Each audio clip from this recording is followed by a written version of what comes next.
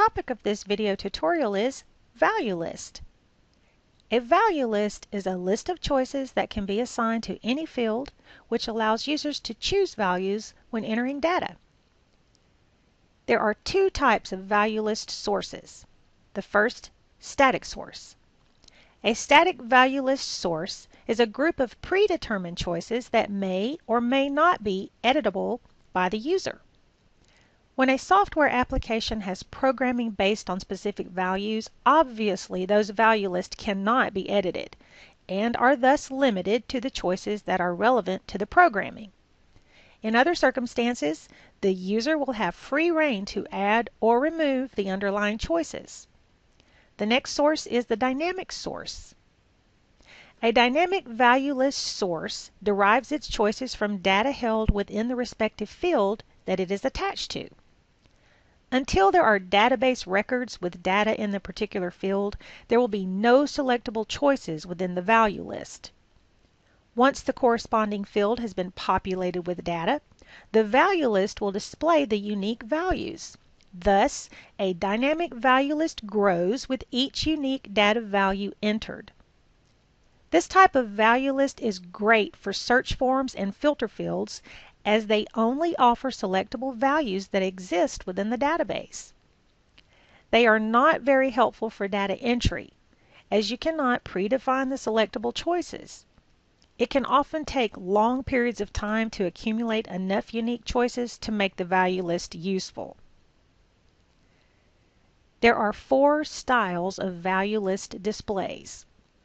First, drop-down list style. When you place your cursor in a field that has a value list assigned to it, a drop-down list appears, providing selectable values to the user. You can scroll the list or use a type ahead method to navigate to the vicinity of the value you desire. If you don't want any of the available choices and prefer to type in the data value, simply hit the escape key on your keyboard and the list will disappear, thus allowing you to type what you want. Next, the pop-up list style.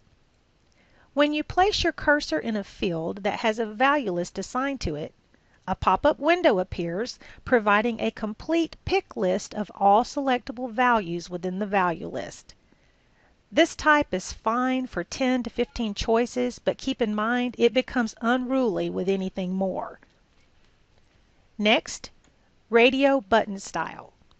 The radio button style displays all values and provides a selection method of clicking on a circle. The circle is adjacent and to the left of the value. With radio buttons, only one value may be selected. Next, we have checkbox style. The checkbox style displays all choices and provides a selection method of clicking on a square box. The square box is adjacent to the left of the value. Checkbox value lists allow you to select multiple values when needed. The intent of a value list is usually to provide a fast and easy method of data entry. This ensures proper spellings and consistent data formatting. Another use from a programming point of view is to control what values are acceptable. We may program functionality or logic based on specific values in a given field, and when we do, we have to control those values by not allowing the value list to be modified. We have centrally located all value lists within a value list module. The value lists are categorized as best we can by module and alphabetized by name within each category. Hopefully, this facilitates the identification of the underlying value list for a given field should you want to add or remove values. There are various ways to navigate to the value list module. One way is from the setup menu of your Wardrobe application, where you will find a selectable button that takes you to the value list module. Another more readily accessible method from anywhere within our application is from the Detail or List View toolbar, tab Navigation.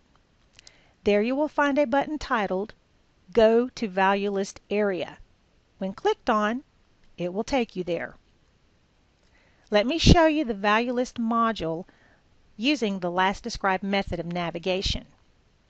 Let's start with the tab About. This tab provides a written overview about value list. Next, I will randomly select a few tabs so you can see how they are organized. I would suggest that you visit this area after you have had enough time to become familiar with the application. Then return here to become familiar with each module's value list. This concludes this video tutorial. We hope that you found it informative.